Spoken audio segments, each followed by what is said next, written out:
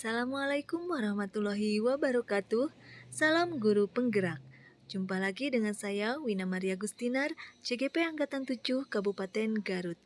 Video kali ini adalah aksi nyata modul 1.4, yaitu diseminasi pemahaman dan pengamalan penerapan budaya positif di sekolah.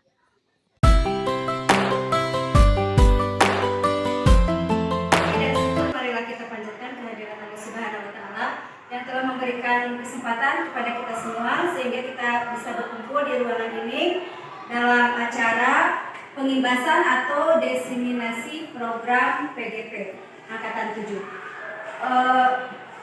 Salawat serta salam mudah-mudahan tetap tercurah limpahkan kepada junjungan kita Nabi besar Muhammad SAW. Bapak Kepala Sekolah yang kami hormati dan juga Bapak Ibu Guru SMP Siswu yang saya hormati. Pertama-tama saya ucapkan terima kasih karena telah meluangkan waktunya berada di ruangan ini untuk mengikuti acara pengibasan tersebut. Adapun susunan acaranya, yang pertama adalah pembukaan, yang kedua sambutan dari Bapak Kepala Sekolah, yang ketiga penyampaian materi, dilanjutkan dengan tanya jawab, sharing pengalaman dan juga tambahkan. Cara berikutnya yaitu doa tutup dan yang terakhir adalah foto bersama. Baiklah Bapak Ibu, supaya acara ini berjalan dengan lancar, marilah kita buka acara ini dengan membaca basmalah bersama. Acara berikutnya yaitu sambutan dari Bapak Kepala Sekolah yang akan disampaikan oleh Bapak Haris Manandar SPD. Pada Bapak Haris, dipersilahkan. Assalamualaikum warahmatullahi wabarakatuh. Waalaikumsalam. Selamat siang. Mudah-mudahan Bapak, Ibu Guru semua, rekan-rekan dalam keadaan sehat. Dan pembukaan untuk mengikuti membawa acara. Terima kasih kepada rekan-rekan guru semua yang telah mengikuti kegiatan ini. Mudah-mudahan dalam acara pengibasan program PGP ini kita dapat mendapatkan sebuah pengalaman untuk kita mengikuti jejaknya dari Ibu Wina Maria Gustinar SPD sebagai CGP Angkatan 7.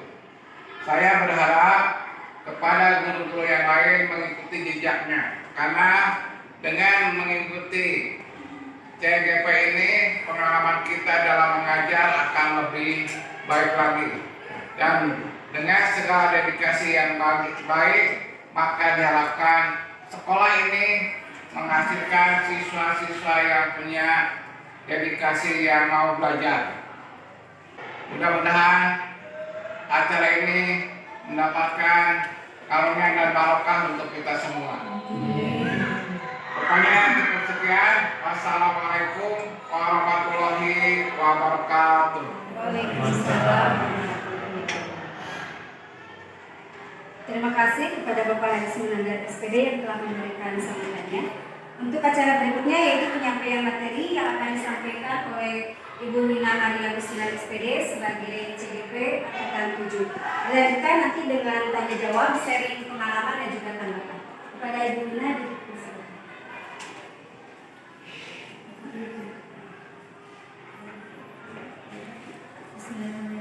Assalamualaikum warahmatullahi wabarakatuh.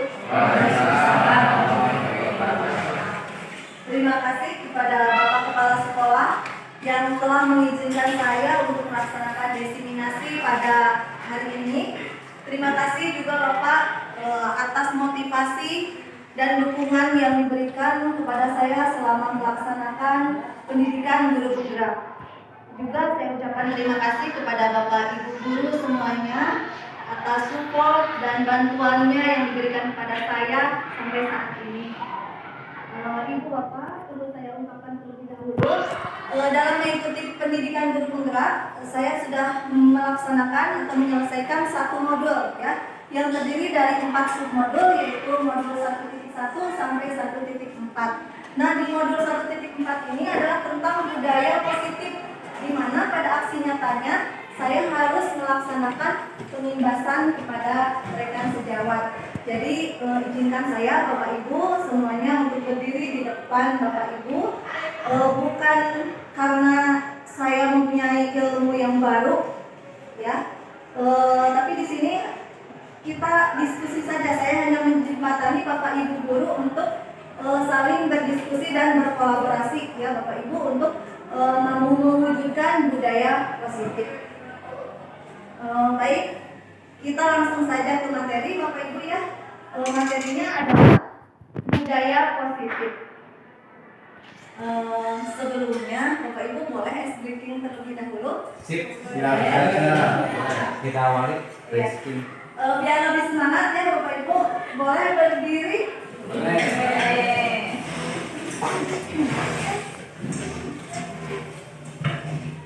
Bapak Ibu, ice breakingnya seperti biasa yang suka kita lakukan di kelas, yaitu panjang pendek. Ya, kalau saya bilang panjang, Bapak Ibu peragakan pendek. Saya bilang pendek, Bapak Ibu peragakan panjang. Kalau dua kali, misalkan pendek, gitu ya, Bapak Ibu. Panjang. Siap Bapak Ibu? Siap. Ya. Kalau saya bilang konsentrasi, Bapak Ibu jawab. Konsentrasi mulai. Ya. Ya. Konsentrasi. Konsentrasi mulai. Pendek, panjang. Kena sebutan. Nggak disebutkan Ibu. Silakan saja ya. Siap ya? Konsentrasi.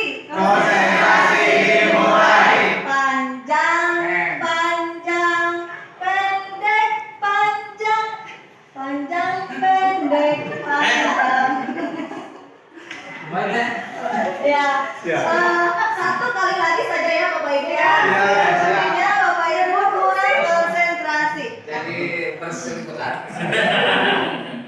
Konsentrasi. Konsentrasi dimulai. Panjang, pendek, panjang, pendek, pendek. Panjang, pendek, panjang, pendek, panjang. Ya. Silakan kembali Ibu Bapak Guru hebat, terima kasih. Yaitu pembuatan keyakinan kelas dan penerapan segitiga restitusi dalam menyelesaikan permasalahan di sekolah. Ya. Nah, kita lihat latar belakangnya terlebih dahulu. Budaya positif menciptakan suasana pembelajaran yang aman, nyaman, dan menyenangkan. Untuk mewujudkannya, perlu ada disiplin positif di sekolah. Salah satu cara untuk menerapkan disiplin positif adalah melalui proses pembentukan keyakinan kelas dan pelaksanaan segitiga restitusi. Keyakinan yang dimiliki oleh sekolah saat ini yang merupakan core value masih perlu dilaraskan dengan baik kepada siswa. Itu latar belakangnya. Lalu tujuannya adalah dengan adanya keyakinan kelas dan penerapan segitiga restitusi dapat menumbuhkan disiplin positif pada siswa. Baik Bapak Ibu, itu latar belakang dan tujuannya. Kita awali sekarang dari disiplin positif. Ya. Disiplin positif ini adalah merupakan unsur utama ya Bapak Ibu dalam mewujudkan budaya positif yang kita cita-citakan di sekolah kita tercinta ini. Ya. Kebanyakan guru sangat tertarik dengan topik pembahasan disiplin, ya. Dan kebanyakan dari Bapak Ibu guru juga berpendapat bahwa jika anak-anak bisa disiplin, maka anak-anak bisa belajar dengan baik. Dan juga para guru juga berpendapat bahwa mendisiplinkan anak-anak adalah bagian yang paling menantang dari pekerjaan mereka. Apakah sama pendapatnya dengan Bapak Ibu guru semua di sini? Sama ya Bapak Ibu. Saya pun demikian, sama. Disiplin itu merupakan hal yang paling utama. Baik, mari kita baca artikel berikut ini. Makna kata disiplin. Ketika mendengar kata disiplin, apa yang terbayang di benak Bapak Ibu? Apa yang terlintas di pikiran Bapak Ibu? Kebanyakan orang akan menghubungkan kata disiplin dengan dengan tata tertib, teratur, dan kepatuhan pada peraturan. Kata disiplin juga sering dihubungkan dengan hukuman. Padahal itu sungguh berbeda. Karena belajar tentang disiplin positif tidak harus dengan memberikan hukuman. Justru itu adalah salah satu alternatif terakhir dan bila perlu tidak digunakan sama sekali. Untuk menerapkan budaya positif, mari kita awali dengan keyakinan kelas. Saya yakin ya Bapak Ibu semua pernah atau suka membuat kesepakatan kelas, ya, yang nantinya dibuat keyakinan kelas. Biasanya dilaksanakannya di awal pembelajaran atau di awal semester ya Bapak Ibu. Saya yakin sekali ini bukan hal yang baru buat Bapak Ibu. Nah, mengapa keyakinan kelas? Mengapa tidak peraturan kelas saja? Di sini ada dua pertanyaan yang boleh nanti Bapak Ibu jawab semuanya ya. Mengapa kita memiliki peraturan tentang penggunaan helm pada saat mengendarai kendaraan roda 2 atau motor? Mengapa Bapak Ibu menggunakan helm? Kita kalau kecelakaan tidak terlalu parah. Karena Aturan polisi pemerintah. Nah, sudah ada 4 jawaban. Katanya untuk apa tadi? Keselamatan ya. Untuk keselamatan, untuk ya. Lalu ada karena aturan lalu lintas. Nah, kalau saya bertanya untuk Bapak Ibu guru pasti begitu ya jawabannya. Untuk keselamatan. Menyelamatkan kepala ya dari benturan. Nah, coba kalau kita bertanya ke anak, pastinya agar tidak ditilang polisi, gitu kan? Agar tidak ditilang polisi atau agar dipuji sama teman. Nah, kalau jawaban-jawaban seperti itu masih dipengaruhi oleh faktor ekstrinsik. Jadi dari luar diri kita sendiri ya. Kalau misalkan jawabannya udah untuk keselamatan, nah itu adalah keyakinan dari diri dalam kita sendiri ya. Jadi faktornya sudah dipengaruhi oleh faktor intrinsik. Kita lanjutkan ke yang kedua. Mengapa kita memiliki peraturan tentang penggunaan masker dan mencuci tangan setiap saat?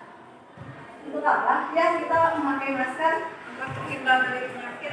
Menghindar dari penyakit, apalagi sehat dan bersih. Kesehatan ya. Ini bagus jawabannya untuk kesehatan, untuk keselamatan ya. Nah itu keselamatan, kesehatan itu adalah nilai-nilai kebajikan universal yang disepakati secara tersirat dan tersurat, lepas dari latar belakang suku, negara, bahasa maupun agama. Nah ibu bapak, kalau kita sudah yakin, kalau anak didik kita sudah yakin, pastinya akan mengerjakannya dengan tidak terbebani begitu. Ya, berbeda ketika anak itu belum yakin tapi itu mah hanya peraturan saja.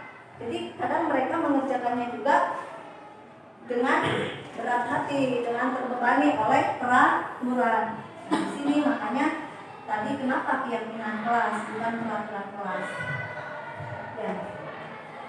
Sekarang kita lanjutkan ke prosedur pembentukan keyakinan kelas atau keyakinan sekolah ya Bapak Ibu. Sebetulnya ini tidak usah saya ungkapkan lagi karena ini sudah diketahui oleh Bapak Ibu semuanya. Hanya tidak ada salahnya ya Bapak Ibu. Saya bacakan dulu. Kita dalam membuat kesepakatan kelas, pastinya ini adalah prosedurnya, ya, prosedur pembentukan keyakinan kelas. Yang pertama itu mempersilahkan warga sekolah atau murid-murid di sekolah untuk bercurah pendapat tentang peraturan yang perlu disepakati di sekolah. Kita persilakan kepada anak untuk berpikir dulu terlebih dahulu ya Ibu Bapak. Lalu biasanya kita sediakan kertas berwarna-warni untuk ditempel. Nanti anak-anak disuruh memasukkan ide untuk kesepakatan kelas, kelas yang bagaimana yang mereka inginkan, ya. Kelas yang bagaimana yang mereka inginkan mereka tulis di kertas kecil yang nantinya ditempel di depan boleh di karton atau di papan tulis ya. Nah itu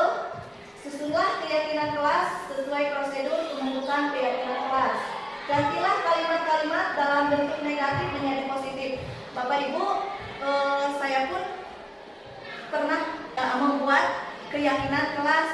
Nah, kesalahan dari diri saya itu ketika membuat kalimatnya itu menggunakan kalimat negatif. Bapak Ibu, katanya di sini dalam pembentukan keyakinan kelas ini harus menggunakan kalimat positif. Yang tentunya guru bahasa Indonesia lebih paham ya kalimat positif itu yang bagaimana. Nanti Ibu Bapak tolong membuat salah satu kalimat untuk apa kira-kira yang akan dibuat pada keyakinan kelas. Tinjau kembali, ya, tinjau kembali. Lalu secara bersama-sama peraturan telah disatukan menjadi beberapa keyakinan, maka keyakinan akan berkurang kutip pernyataan keyakinannya ya. Nah, lalu selanjutnya keyakinan sekolah dibuat, maka seluruh warga dipersilakan meninjau ulang dan menyetujui dengan menandatangani keyakinan kelas tersebut termasuk guru dan semua warga atau murid. Nah, ini juga belum saya laksanakan.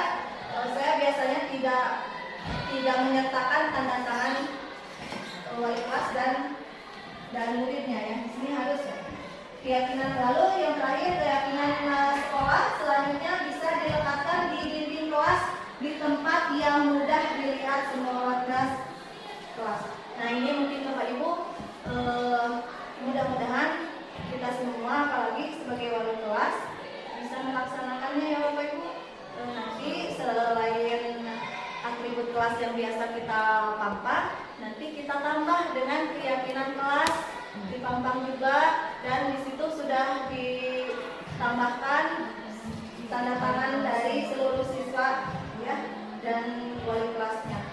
Guru, bagaimana, ada yang mau membuat satu buah kalimat yang merupakan contoh yang bisa dijadikan keyakinan kelas?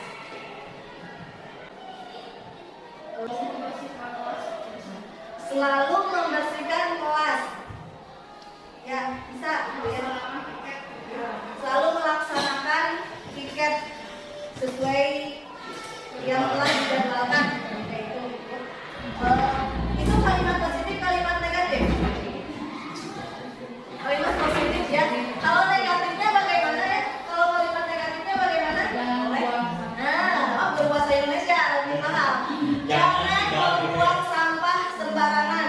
Nah, itu adalah kalimat negatif. Jadi harus kita hindarkan Bapak Ibu. Jadi kita gunakan kalimat positif.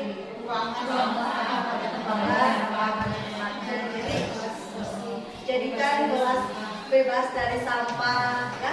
Untuk kalimatnya diatur sedemikian menarik. Ya, lanjut. Nah, ini ada contoh. Ini contoh keyakinan kelas. Kami meyakini bahwa sangat penting untuk menghormati semua orang dan barang milik orang lain. Lalu yang kedua, kami meyakini bahwa sangat penting untuk mengerjakan segala pekerjaan atau mengikuti kegiatan yang telah ditugaskan. Lalu kami meyakini bahwa sangat penting untuk merasa diterima pada suatu kelompok dan saling peduli satu dengan yang lainnya. Nah, di mana di dalam keyakinan kelas ini pastinya terdapat kalimat-kalimat kebajikan yang universal ya Bapak Ibu, seperti menghormati, menghargai, saling toleransi dan sebagainya. Nah, itu hanya contoh saja Bapak Ibu. Nah, itu untuk keyakinan kelas. Kita lanjutkan ke segitiga restitusi. Ya, saya yakin Bapak Ibu semua sudah mendengar kata restitusi. Kalau saya pribadi Bapak Ibu terus terang saja, saya mendengar kata restitusi ini ketika saya mempelajari modul 1.4 ini. Dan ternyata restitusi itu adalah proses menciptakan kondisi bagi murid untuk memperbaiki kesalahan mereka sehingga mereka bisa kembali pada kelompok mereka dengan karakter yang lebih kuat. Nah, itu arti dari restitusi. Sekarang apa itu segitiga restitusi? Sebelum ke segitiga restitusi, saya akan mengingatkan kembali kepada 5 posisi kontrol. 5 posisi kontrol nanti dimohon Ibu dan Bapak merefleksikan dirinya sendiri. Kita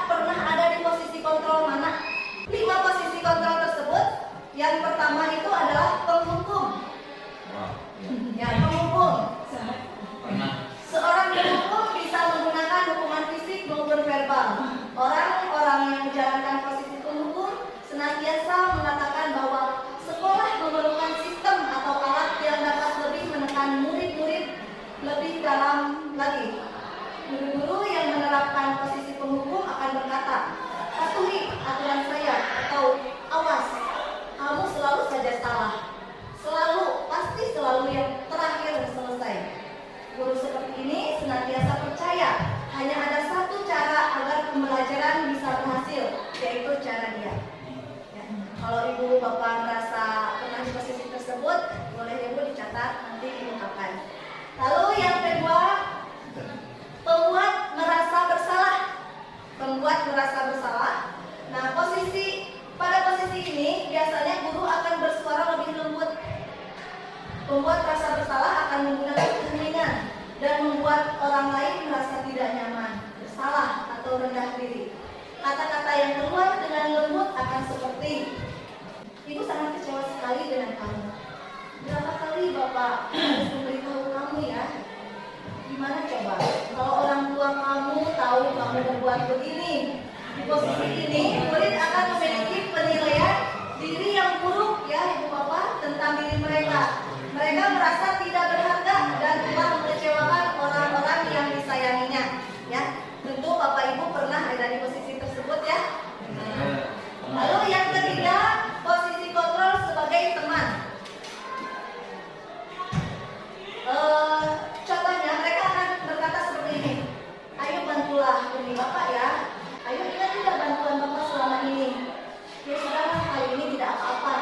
Nanti Ibu bantu bereskan. Nah, itu sebetulnya hal negatif ya dari posisi teman. Dan terus terang saja Ibu Bapak, saya selama ini lebih besar ada di posisi itu. Saya kira itu bagus, tapi ternyata setelah saya mempelajari modul ini, itu adalah posisi teman itu kurang bagus ya, karena hal lain yang mungkin timbul adalah murid hanya akan bertindak untuk guru tertentu dan tidak untuk guru lainnya. Murid akan tergantung pada guru tersebut. Yang keempat adalah posisi kontrol pemantau. Contohnya, pertanyaan yang diajukan seorang pemantau itu biasanya peraturannya apa? Apa yang telah kamu lakukan? Sanksi atau konsekuensinya apa? Seorang pemantau sangat mengandalkan perhitungan, catatan, dan data yang dapat digunakan sebagai bukti atas perilaku seseorang. Posisi ini akan menggunakan stiker, slip catatan, daftar cek biasanya. Ya, posisi. Dan yang terakhir, yang kelima adalah posisi kontrol manager.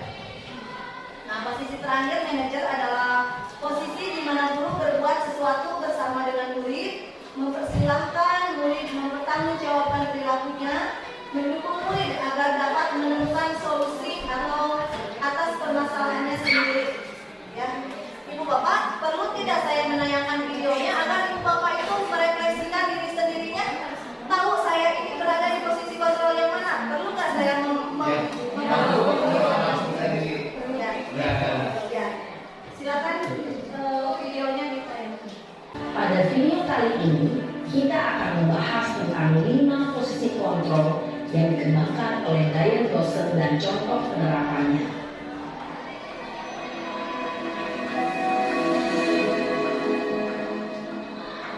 Untuk lebih memahami kelima posisi tersebut, mari kita saksikan kasus Nathan yang terlambat hadir 20 menit di sekolah dan melihat bagaimana kelima posisi kontrol dalam menghadapi masalah tersebut.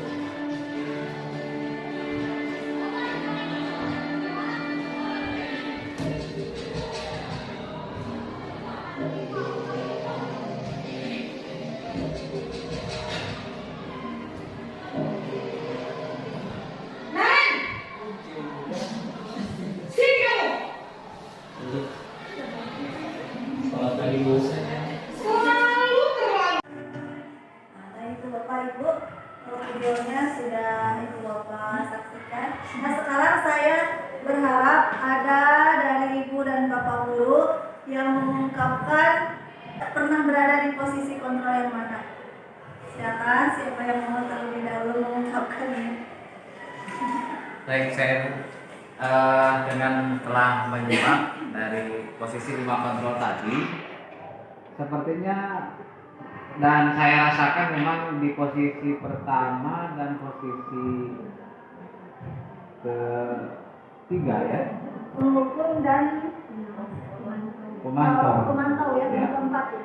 Jadi yang pertama karena memang dari sisi saya secara kepribadian saya mungkin terlalu emosional barangkali ketika melihat keterlambatan siswa, jadi yang muncul langsung emosinya meledak-ledak sehingga kadang itu tidak terkontrol dengan baik, sehingga ya seperti itulah mirip apa yang disampaikan di penjelasan ibu ataupun juga dengan video yang tadi disajikan, pertanyaan-pertanyaannya mirip seperti itu.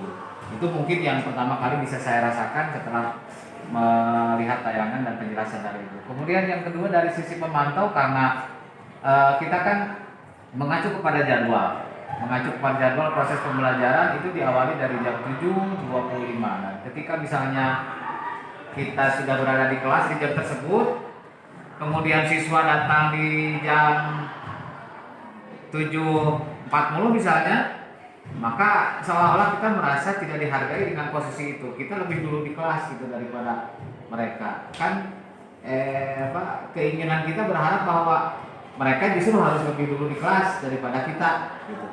Nah, mungkin insya Allah kedepannya saya menginginkan bahwa dengan penjelasan ibu dan juga tayangan tadi bisa memperbaiki sikap ini, memperbaiki situasi ini, sehingga memang menjadi guru hebat itu baik, dan tapi tantangannya lumayan juga beratnya untuk mengubah.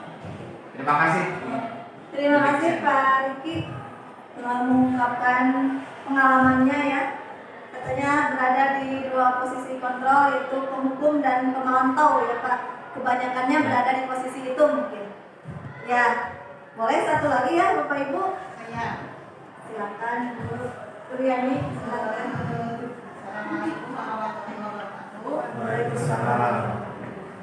Mungkin saya secara saya pribadi di sekolah sebagai guru BK ya Bu. Awal ya dari sebelumnya mungkin mereka lebih menganggap bahwa guru BK itu adalah sebagai guru tukang hukum atau bisa dikatakan polisi sekolah.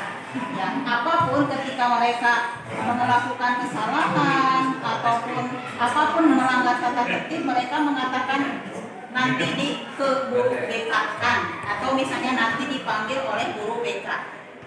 Padahal itu kan mereka belum tentu ya, ataupun kalaupun dipanggil juga bukan berarti mereka semua yang melakukan kesalahan ya.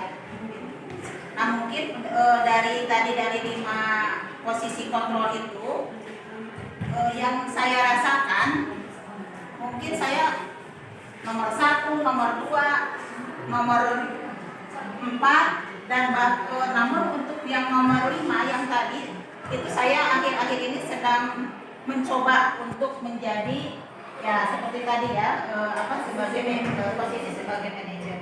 Itu yang sedang berusaha saya untuk seperti itu, karena untuk mencoba menghilangkan image mereka sebagai bapak guru BK itu sebagai tukang hukum ya, bahwa saya ingin menghilangkan pada sebetulnya dari YouTube juga itu ingin menghilangkan, tapi entah bagaimana image yang tertanam di anak-anak ya, atau bahkan mungkin juga dari rekan-rekan secara mungkin itu ya bisa dikatakan sambil bisa atau apa gitu ya Bu. Ini guru BK itu untuk ini si anak ya, ketika mereka melakukan kesalahan tuh guru BK, nah gitu ya. Padahal mungkin itu juga bukan berarti boleh semua dilakukan oleh guru BK. Itu untuk tadi ya, semua guru juga kan harus ada di posisi mana untuk yang baik yang mesti kita lakukan ya. Namun pada ya setelah tadi melihat ya 5 kontrol itu untuk saat ini ada nomor 1, nomor 2, nomor 4, dan mencoba untuk ya nomor 5 dilakukan ya sampai saat-saat ini ya itu. Mungkin itu ya Bu. Terima kasih untuk Bu Riani yang juga guru BK yang pastinya sudah lebih memahami ya tentang disiplin positif. Ada yang mau menanggapi? Atau lanjut? Kita mulai Pak. Terima kasih ya tadi telah dikemukakan 5 posisi kontrol guru. Saya sebagai guru mungkin dengan Pak Haris kan sekarang ada istilah ada guru-guru seperti saya ini yang sudah lama guru kolonial. Yang sekarang adalah guru milenial. Jadi posisi kontrol 1 sampai 4 mungkin pada saat kita selalu laksanakan gitu ya untuk mendisiplinkan anak. Nah, oleh sebab itu meskipun posisi itu ada baiknya, tetapi posisi kontrol 1 sampai 4 ini ada juga atau bahkan efek jeleknya itu lebih banyak. Alangkah baiknya kita dari mulai sekarang kita simpulkan bahwa tempatkanlah kita pada posisi kontrol yang kelima. Dimana di sana ketika anak punya masalah tidak semata-mata kita harus seperti ini, maka mereka itu digiring dengan beberapa pertanyaan sehingga timbul dari dirinya sendiri untuk melakukan perbaikan pada dirinya. Seperti tadi kan anak yang kesiangan pasang alarm itu kan jawaban dia sendiri mau bagaimana mengatasinya, saya mau pasang alarm untuk siapa, dan sehingga akhirnya mereka sadar terjadilah budaya yang positif, anak tidak kesiangan lagi. Demikian, assalamualaikum warahmatullahi wabarakatuh. Waalaikumsalam warahmatullahi wabarakatuh. Terima kasih Bapak, penjelasannya sangat bagus. Ya, kita lanjut saja Bapak Ibu ke segitiga restitusi, kembali ke segitiga restitusi ya. Di mana segitiga restitusi ini adalah proses dialognya Bapak Ibu, proses dialog yang dijalankan oleh guru atau orang tua agar dapat menghasilkan murid yang mandiri dan bertanggung jawab. Jadi segitiga di sini ada 3 tahapan Bapak Ibu. 3 tahapan di sini adalah yang pertama menstabilkan identitas, yang kedua validasi tindakan yang salah, dan yang ketiga menanyakan keyakinan. Nah, dalam memecahkan suatu masalah katanya lebih baiknya kita menggunakan segitiga restitusi, di mana posisi kontrolnya kita harus berada di posisi kontrol manager.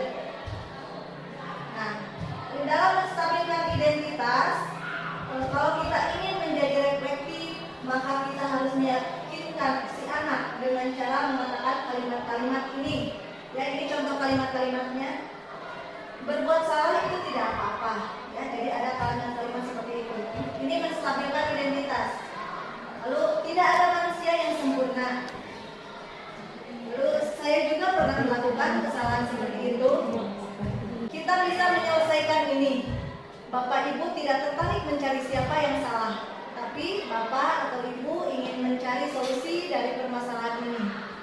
Kamu berhak merasa begitu. Nah, itu adalah contoh kalimat-kalimat dalam menstabilkan identitas.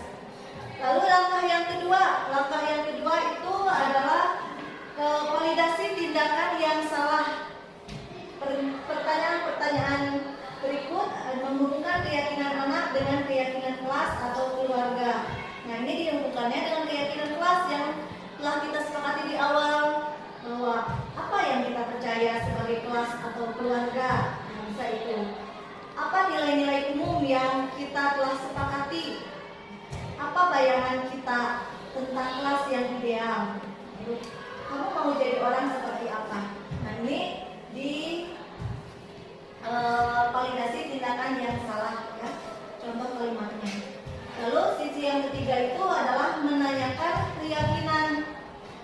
Kalimat-kalimat di bawah ini mungkin terdengar asing buat guru ya.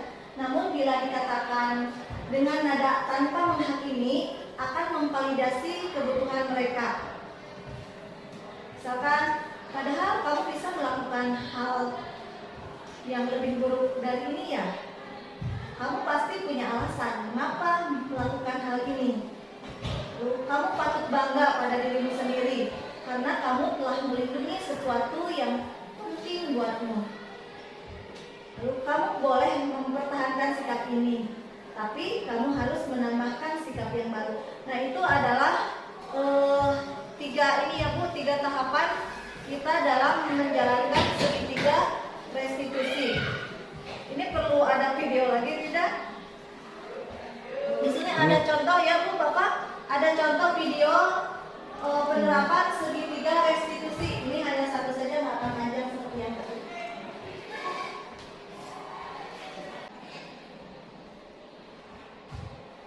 Siang Sarah. Siang Pak. Sudah lama nggak ketemu Sarah? Kenapa hari ini ada di sini? Kesel Pak, kesel banget. Masa aku dikatain tukang fitnah Pak? Ya aku marah lah. Aku balik dikatain Eka di depan kelas. Kesel banget. Oh begitu. Ya pasti kamu marah dan kesal. Bapak juga akan marah apabila ada yang menuduh Bapak seperti itu. Kemudian pada saat itu kamu mau melakukan apa? Ya saya langsung ngatain Eka lah Pak. Kesel banget. Saya bentak-bentak dia depan teman-teman lain. Oh begitu. Pasti kamu melakukan seperti itu. Itu contoh penerapan dialog pada segitiga restitusi ya Bapak Ibu. Saya pun merefleksikan diri saya sendiri bahwa saya pernah berada di dari posisi kontrol pertama dan sampai keempat itu pernah pastinya ya. Kalau saya pribadi gitu. Ketika saya sedang belajar pembelajaran matematika misalnya, walaupun disepakati di awal, kalau yang tidak mengerjakan tugas, anak-anak sepakat semuanya saya mau berlari di lapangan bola, di lapangan upacara, dan itu sudah kesepakatan bersama. Ketika ada anak yang tidak mengerjakan tugas, mereka disuruh berlari karena itu sudah ada kesepakatan awal. Nah ternyata Bapak Ibu, walaupun sudah disepakati di awal, ternyata hukuman yang kita berikan itu, menurut yang saya baca di modul 1 ya, Ki Hajar Dewantara itu membolehkan hukuman, tetapi yang selaras. Kalau misalkan saya menerapkan hukuman tidak mengerjakan PR, hukuman yang melari, berarti hukuman saya, sanksi yang saya terapkan itu salah karena tidak selaras. Tidak selaras dengan PR. Harusnya mungkin kalau anak tidak mengerjakan tugas, sanksinya apa Bapak Ibu? Yang selaras apa ya? Pak? Menyelesaikan tugasnya di hari itu juga ya bisa. Atau kalau yang selaras itu yang seperti apa ya Bapak Ibu? Ada yang mau mengungkapkan hukuman yang selaras itu yang seperti apa? Mungkin ada dari Bapak Ibu mau mengungkapkan yang selaras itu kalau menumpahkan air sanksinya membersihkannya. Kalau misalkan terlambat datang ke sekolah, sanksi yang selaras apa ya?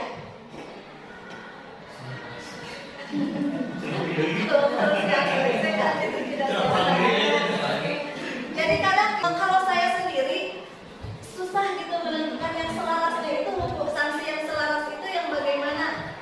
Mungkin ada Bapak Ibu yang mau mengungkapkan. Kalau begini Bapak Ibu, kalau misalkan yang telat nih, yang telat datang ke sekolah, Ibu Guru BK Ibu Mulyani yang telat datang ke sekolah, hukuman selarasnya apa ya kira-kira?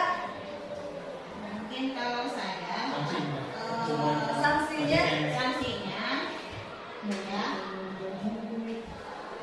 kalau yang kemarin lakukan ya, entah itu apa benar atau tidak ya, suka menawarkan atas konsekuensi dia atas perbuatannya ya, karena anak dia atas perbuatan yang dia lakukan karena melanggar aturan, dia sendiri ya, saya tidak menentukan, maksudnya menentukan harus menghukum apa gitu.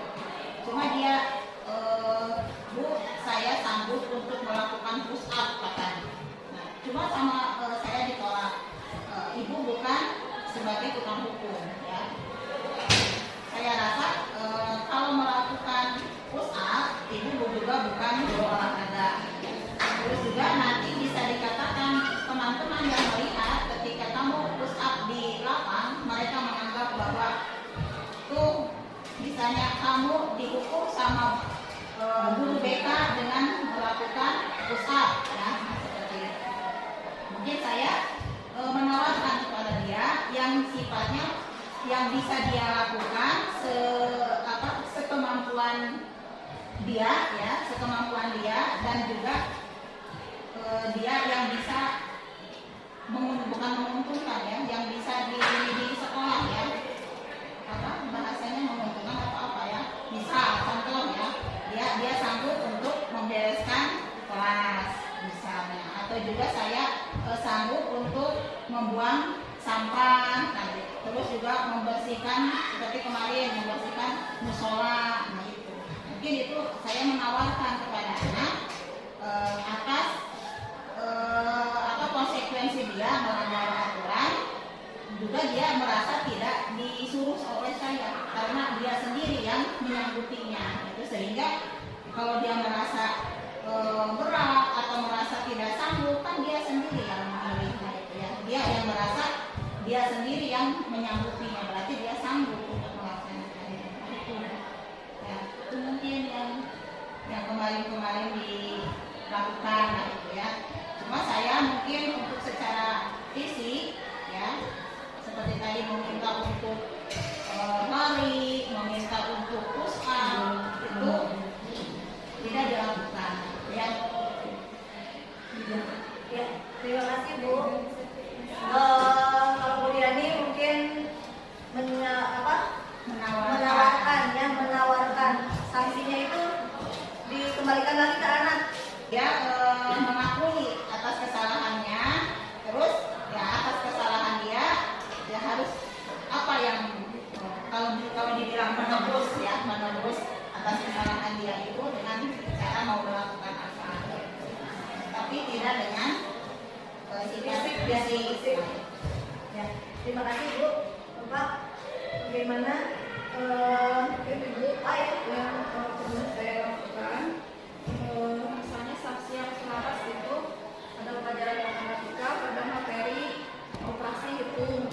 Misalnya ada perkalian, berarti yang tidak mengerjakan tugas atau mengerjakan PR dites perkalian, itu saja mungkin bisa. Oh ya, betul ya Bu ya. Bagus kalau tapi itu harus disepakati dari awal sepertinya ya Bu ya. Disepakati kan ada keyakinan kelas gitu ya dalam pelajaran matematika. Kita setuju semuanya kalau yang tidak mengerjakan tugas mungkin nanti hukumannya harus hafal perkalian. Ya betul. Saya setuju dengan Ibu Nena.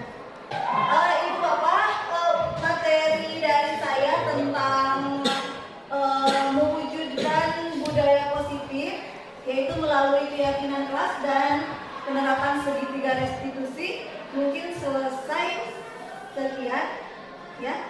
Tapi sebelumnya saya mau tawarkan terlebih dahulu, mungkin ada yang masih mau mengungkapkan atau menanggapi bertanya. Mau bertanya lagi Bu Nena, silakan.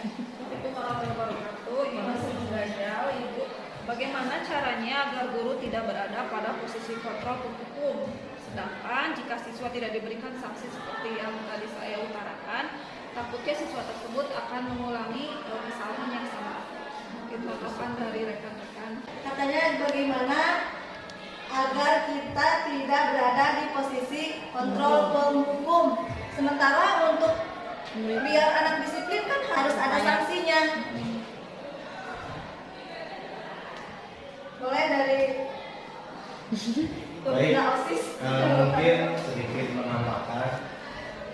Memang kita sudah termodik, jiwa kita, pikiran kita sudah termodik bahwa siswa jika tidak dihukum akan berulang lagi dengan kesalahan yang sama. Itu karena mungkin kita sudah bersekian tahun modifikasi jiwa kita, kepala kita ke arah sana. Tetapi kalau kita melihat dari posisi manajerial yang terima, mungkin dengan kesabaran kita memahami jiwa dia, insya Allah kebaikan kita dalam mendisiplinkan dia, lama kelamaan dengan terbiasanya jika mereka mengulang kesalahan, kita perlakukan dengan hal yang sama, lebih mengerti lagi, lebih memberikan pengertian lebih yang mendalam lagi tentang kebaikan, mungkin akan berubah secara tidak disadari oleh dia, akhirnya menjadi lebih baik. Mungkin prediksi saya seperti itu. Mungkin yang baik bisa menambahkan. Ya, terima kasih. Terima kasih. Memang ini perlu perjuangan ya dari kita sebagai ibu dan bapak guru untuk terus belajar agar kita bisa berada di posisi kontrol sebagai manajer. Bapak, Ibu, terima kasih ya atas semua tanggapan, sharing, diskusi saat ini sangat bermanfaat sekali buat saya khususnya dan umumnya. Mudah-mudahan juga ada manfaatnya buat ibu dan bapak guru semuanya.